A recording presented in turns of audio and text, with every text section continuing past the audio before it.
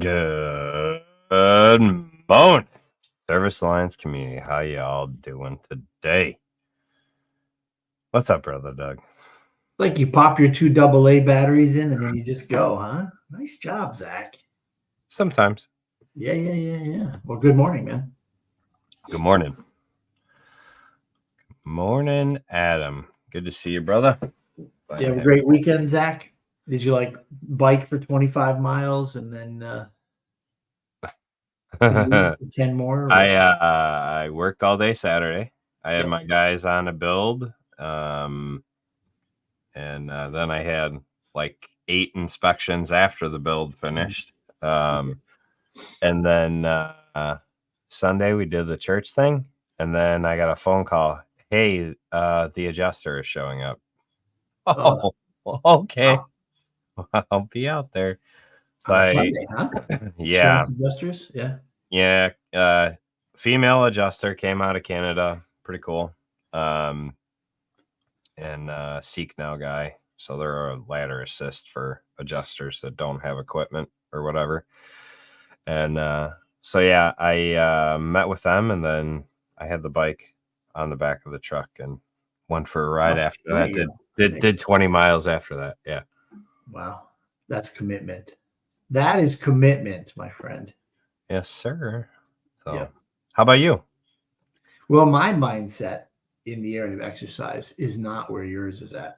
So I thought about stretching every morning for 5 minutes, but I passed on that this morning as the first day of trial on that.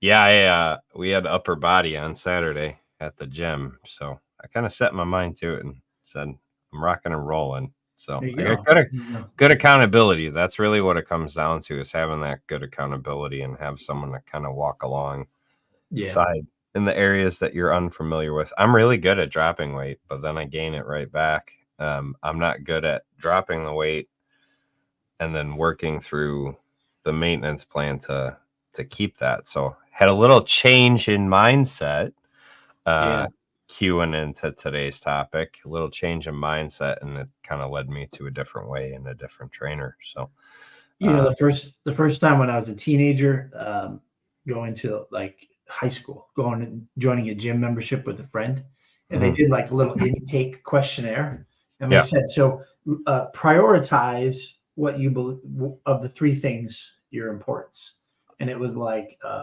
building muscle mass, being athletic, or, being healthy and having stamina, or looking good.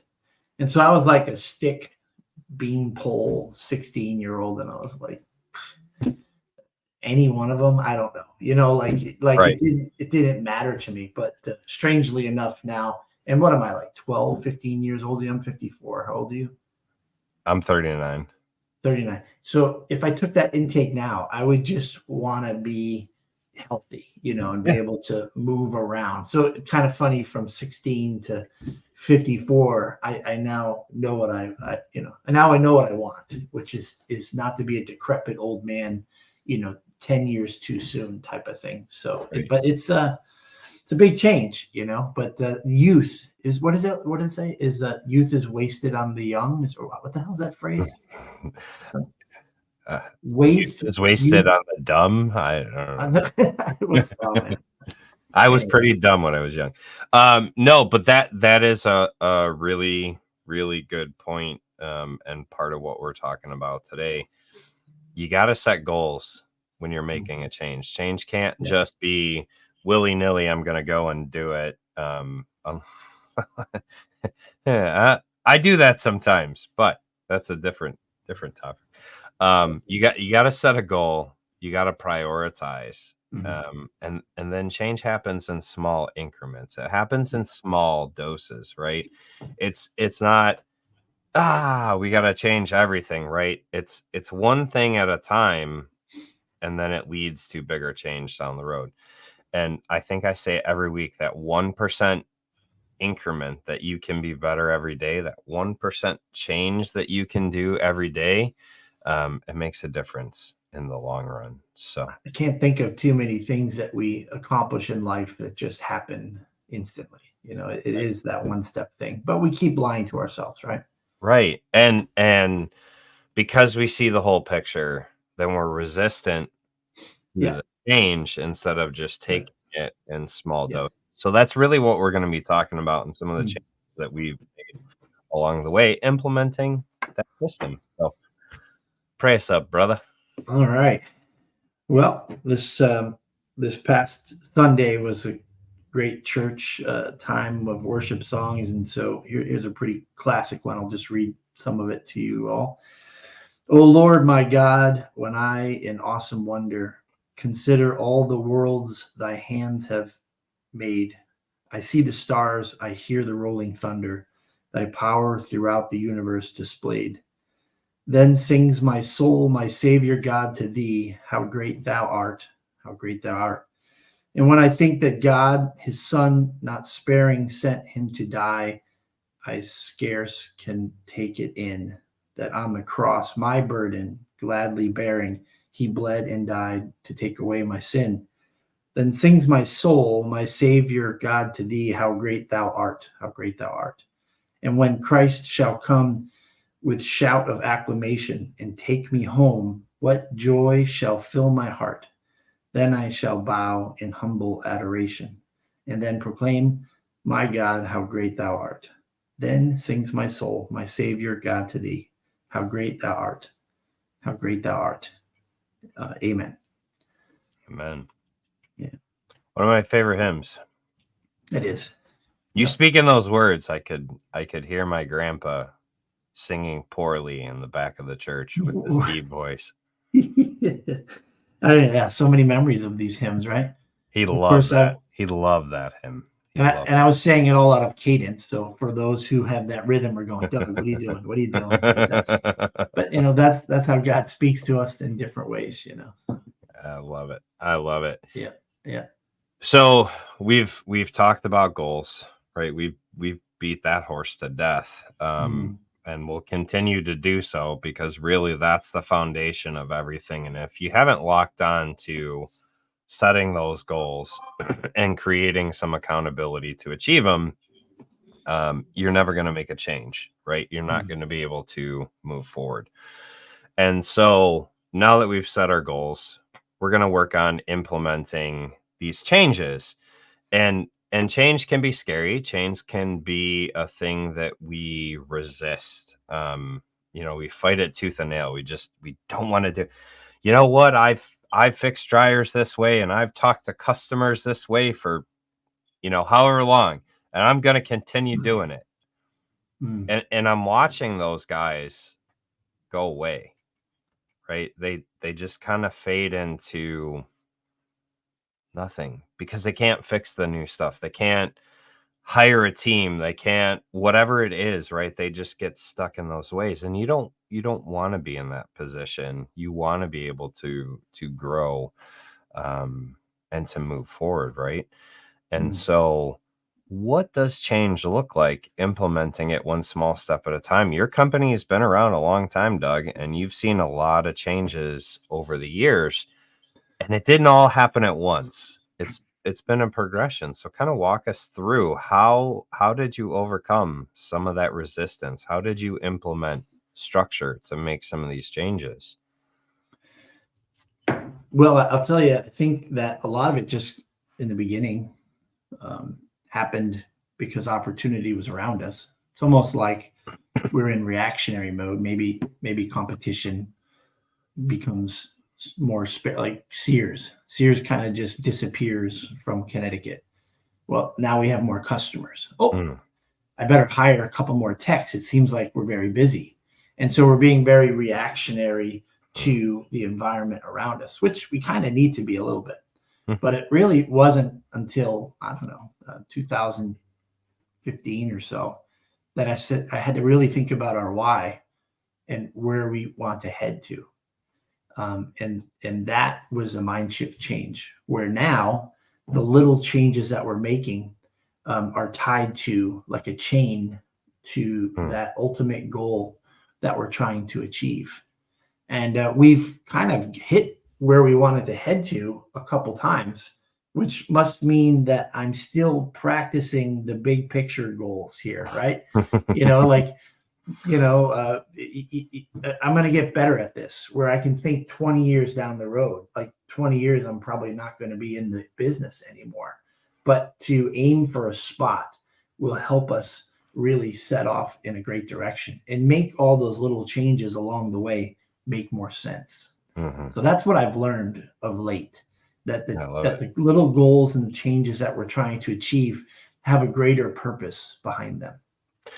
So talk about your team, because I know when I made changes along the way, hey, so I'm seeing this trend. I'm seeing whether it was in us or it was in the marketplace or whatever, and I want to head this direction. And I want to start by, and I would, again, these are lessons we learn after the fact. I'd make these big, broad, sweeping changes.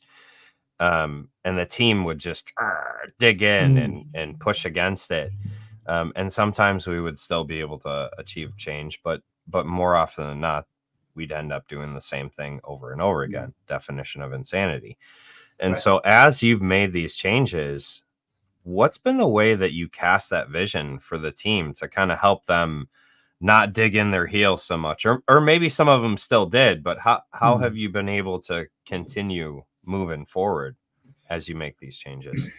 Well, you have to, your changes, even though they might seem impossible to some of your teammates, team members, right? To like that's not achievable, or I don't agree with it. You've got to have a lot of patience and grace.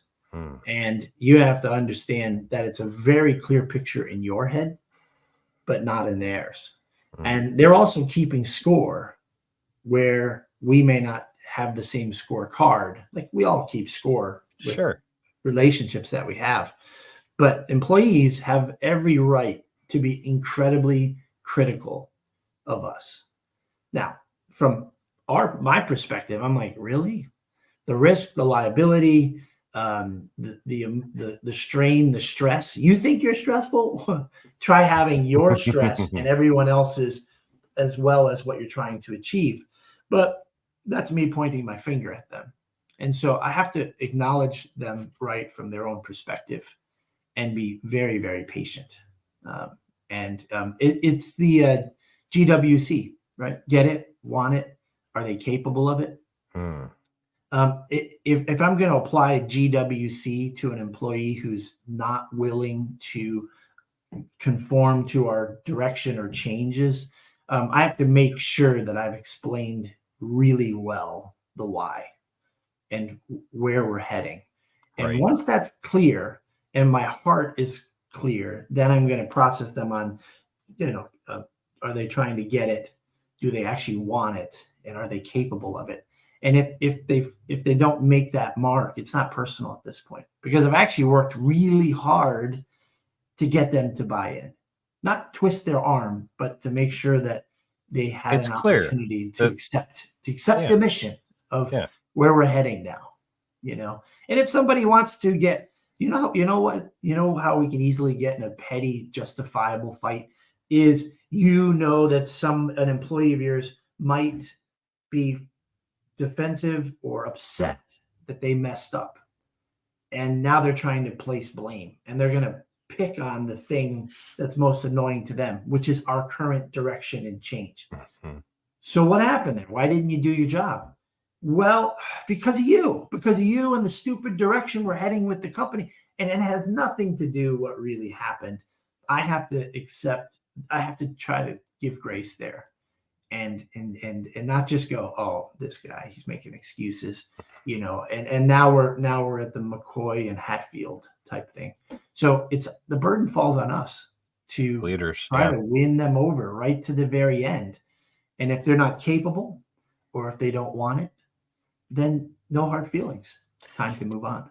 And one of the most important ways that I've found in learning lessons from the past and learning lessons in the current, right, is continually remind them of that why. Continually remind them why we're heading this direction, right? So with the sound team, I do it all the time. Hey, here's the flow that we're heading for. Here's the thing. And some people see themselves out. We've had people leave. And it's not for lack of leadership. It was the lack of either capable or not wanting it at this point. I've managed to figure out, at least within that team, how to apply GWC, and the guys that are around GWC, right? And so, but I still have to check in with them. I still have to, on a regular basis, remind them, here's why we're heading this direction. Here's the steps that we're taking to get to this direction. We're on step like 2 of step 25, right? Like there's some more steps along the way. Good job, guys. I really appreciate your willingness, your hard work into this. Here's some areas for improvement. And we just kind of slowly work our way through that, right? And I think whenever you implement any big sweeping change, it does have to be broken down into these little segments, and you have to really remind your team along the way, here's why, here's how we're getting there, right? Check in with them on a continuing basis, whether it's once a week, once a month, once a quarter, depending on how far out the changes are going, right? But I really like the once a week to once a month. I don't like to stretch it beyond that, because then it just, they lose sight of that mission very easily. And that's kind of one of the best ways I found to do that incremental change. As a leader, what if we become resistant to change? How do we, as leaders, get locked in and remember the bigger mission, the bigger why? Have you been resistant to some of these things? Oh, I've been stuck, and that's where mindset change happens, is when you have that conviction that you were in the wrong place for quite a while. Like, for instance, if your big picture goal is, remember how I said we would hit these goals and then we have to restart, which means that I just wasn't dreaming big enough. If the dream comes down to just being profitable, well, guess what? You work hard and you become profitable. If that's your end goal, here's the problem. So this is the problem that we had. So, wow, we're profitable year after year. And now we have, and we have this person that isn't buying into our why, isn't buying into our company vision. They're actually pretty miserable here because they don't like our culture. But since my ultimate goal is profit and he's profitable, I need to keep him here. I can't let him go. And so now we could be stuck with the 2 or 3 or 4 people on the team that they're profitable. So I'm going to put up with their misery, and they're going to put up with working here because it's the most convenient thing to do. But if we can just begin to think and dream bigger, the changes, which some of them are really heavy hurdles. Like if you're a one man, if you're still on the road and you have a tech or two and your ultimate goal is to whatever, you're going to have to get off the road. And that's a scary thing to do. You're going to have to trust in people in your place. That's a scary thing to do. But if your goal is just to get off the road, that isn't going to do it. But if your goal is to become a great leader, to open another business as well and have it running on its own, now you're going to try to level up your own self. And you'll be inspired to grow people in your organization to take your place for you, to make leaders in your place, to trust other people, to make sure your why and your what is super clear. So again, growing your goal helps because you get stuck. And so for a long time, we've had some people with us that didn't like it here, but they liked the money, and we like the money. But now money just, I believe that money, if you're doing everything well, just comes along for the ride, right? And so what's our bigger, loftier goal at Action Appliance? I'm not going to tell you unless you want to come work for me. So you can reach out to us at www.actionpro.com. I love it.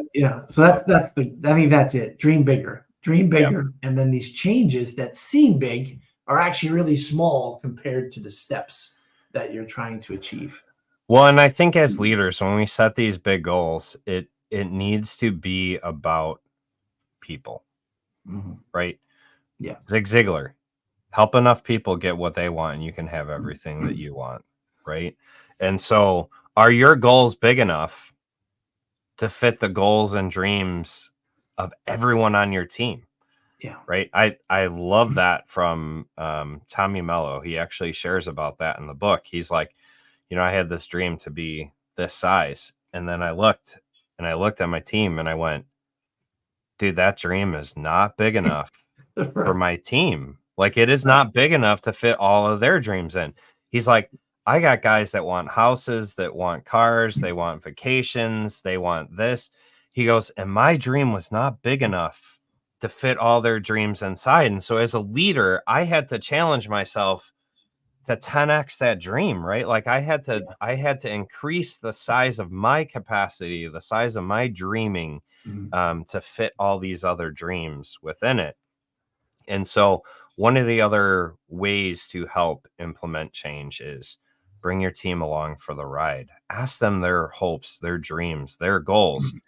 And then as a leader, do your big goals, do your big dreams, those changes, are they allowing everyone's dream to fit inside, or is the box too small to fit everyone's hopes and dreams inside of that, right? Yeah.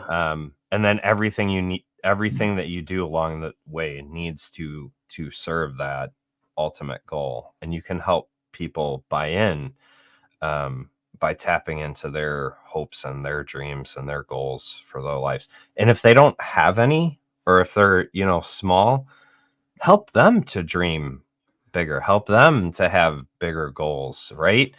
I said a stupid.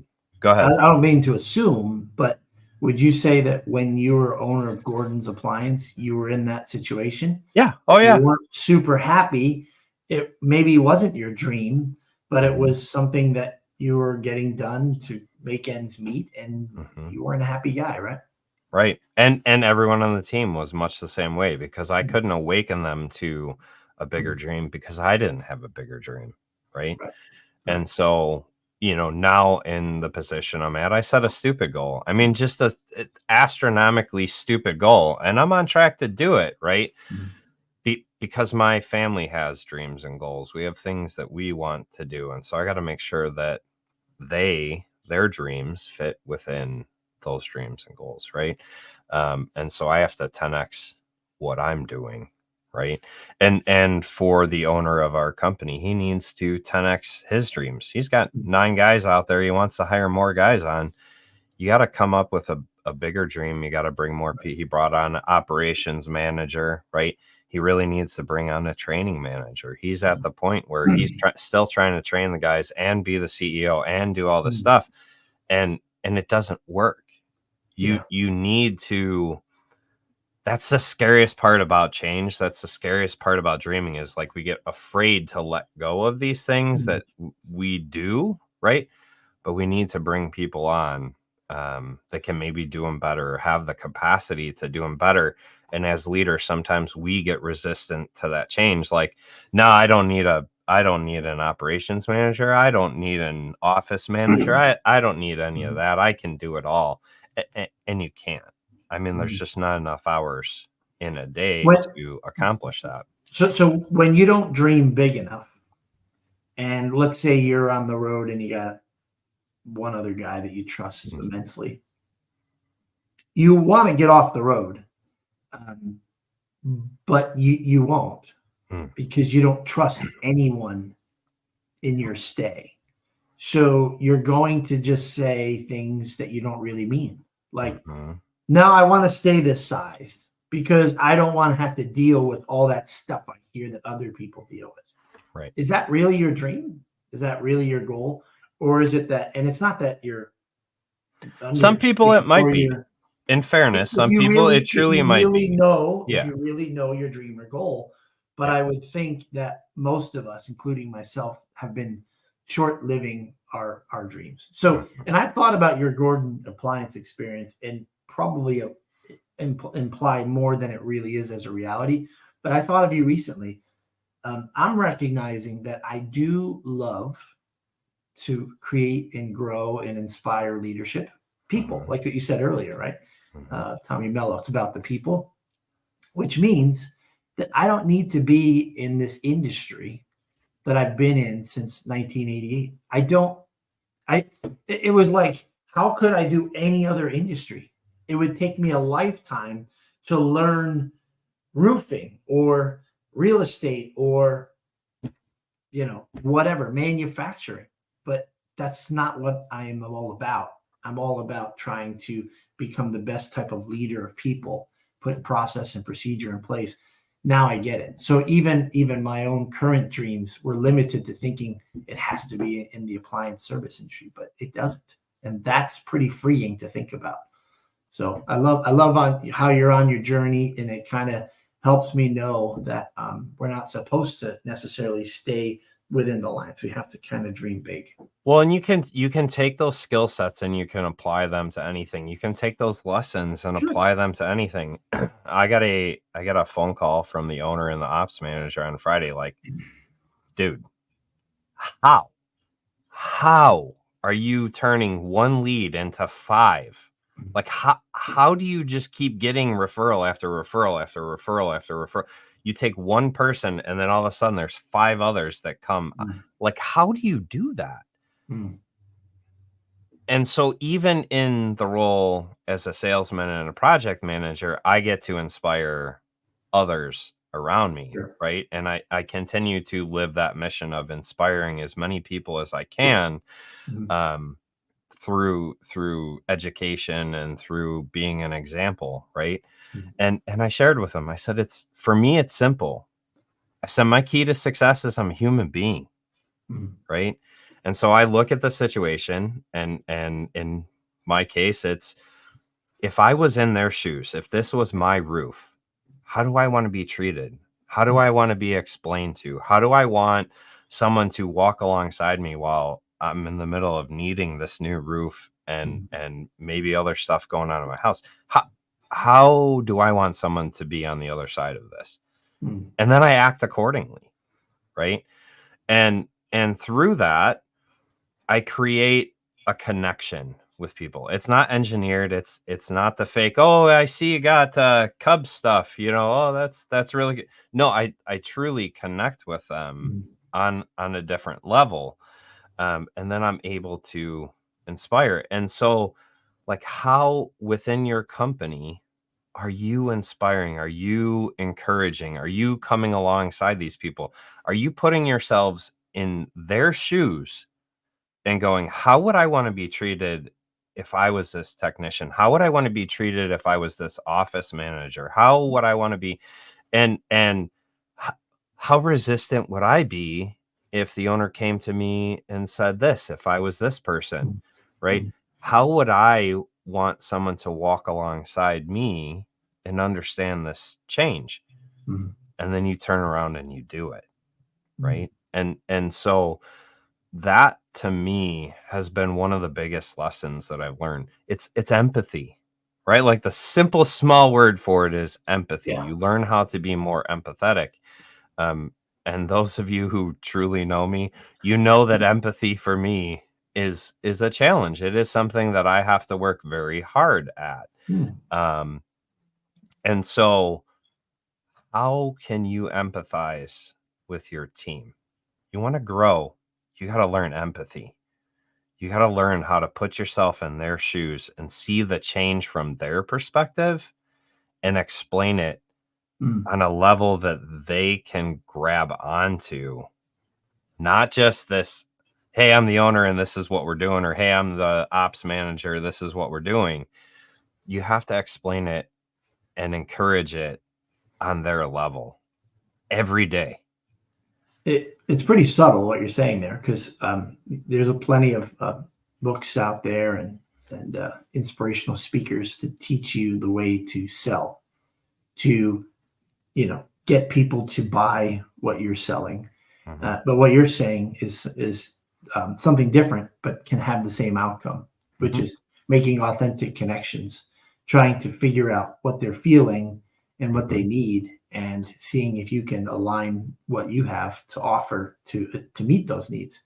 that's very, very relational. So I like it. It's not a sales technique. And I do get paranoid about that when talking with the team. It's like, yeah, sure. When you get there and the microwave or the dishwasher, the repair is going to be 2/3 the price of a new machine. You've diagnosed it. You've done it in 15, 20 minutes. You've done all the research. It takes another 10 minutes to get the pricing. Check, check, check. I'm all done here. I did everything that I needed to do. Everything you asked me to do, I've done it. I'm a mechanic. I'm a repair guy. Right. They don't want to repair it, so off to the next job. But it's like, well, what about other things in the home? Now, here's where I get paranoid. Oh my gosh, it's just about money. Sell, sell, sell. Oh gosh, like average per call. That's all they care about. They just keep looking at the numbers. These people have to go buy a new dishwasher. They don't want me to look at their dryer. They're broke. They're poor. This is a stumbling block. And where I get paranoid is that they think I care about the freaking money, but I don't.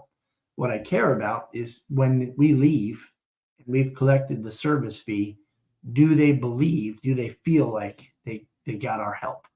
Did we make a lifelong connection? And so asking and offering to do other things is simple yes or no. If you don't offer, then I'm worried, But do my guys think I'm just trying to get them to be massive salesmen and create large tickets? I hope not. So I will over-explain myself or have to smack them in the face if they accuse me. No, I'm just kidding. But, it's truly not about that. Money will always follow. And I think the best way to explain that is if you had someone coming to your house and say you're an appliance guy, right? And you're there working on their appliance, okay? So if you're that appliance customer, how do you want to be treated in that situation? Do you feel like you gave that customer the same value that you would want in that same situation? And that's what you're talking about. It's flipping that script. It's not about the money. It's about making sure that customer felt that they got the value for the money that they paid. Did you spend enough time with them? Did you connect with them on what their issue was? And do they feel that they were heard and taken care of? It takes some time to get to that point, but when you do, man, it follows. The money follows. The referrals follow. The 5-star reviews follow. Right. Yeah. And well, actually, I'm gonna add a Zachism now when I talk about this situation, right? Did you put yourself into their shoes while you were in the home, right? Because it could be you leave and then the spouse comes home. So what happened? Is the dishwasher up and running? No, man. It's too much money. We have to buy a new one. Yep, and it costs us $150 to find out. Right. Oh my God. And people can respond different ways. Well, they did what they said they were going to do. I can't believe they knew that. They could have told me that over the phone. That was 20 minutes. Or what a bunch of price gouging people. There's all kinds of scenarios that people can respond to. But wouldn't it be cool if I put myself in the customer's shoes? The spouse comes home. So is the dishwasher working again? Because I don't want to do the dishes. No, you got to buy a new dishwasher. But I'm going to tell you something. This guy, Zach, came over and he asked me about the dryer. And he said, for $40 or $50 more than the service fee, he would do a complete cleaning and maintenance. Take a look at this trash can. It is filled with lint. That thing was probably a fire hazard, but he took the time to look at other things since he couldn't help us with the dishwasher. Or maybe you decline the cleaning, the customer does. But they say, but you know what? This guy, Zach, he knows how to do dryers and refrigerators and microwaves. And he was a really nice guy and he wanted to help us. But so in the future, we're going to call Zach of Action Appliance. So that me putting myself in the customer's shoes, hey, yeah, $150. He was here for 15 minutes, told me it needs a pump and motor, and it's going to be $450. So we have to buy a new one. Wow. Did he give you a kiss before he did that? Did he use...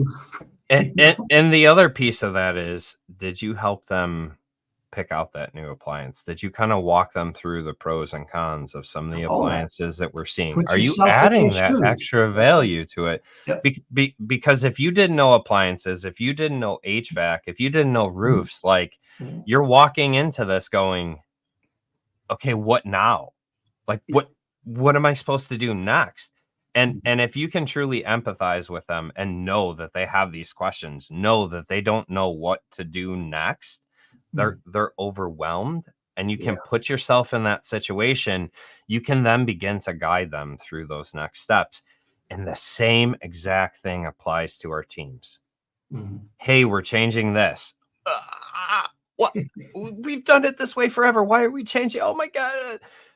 Put yourself in their shoes and understand where they are.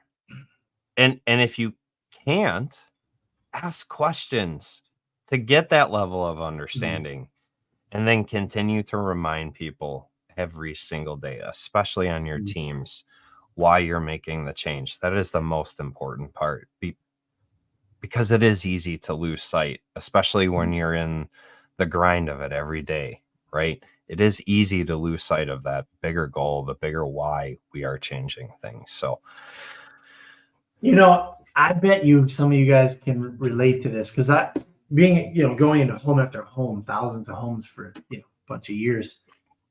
When you're talking to them, I remember getting to this point where I'd be just so focused on their body language and stuff.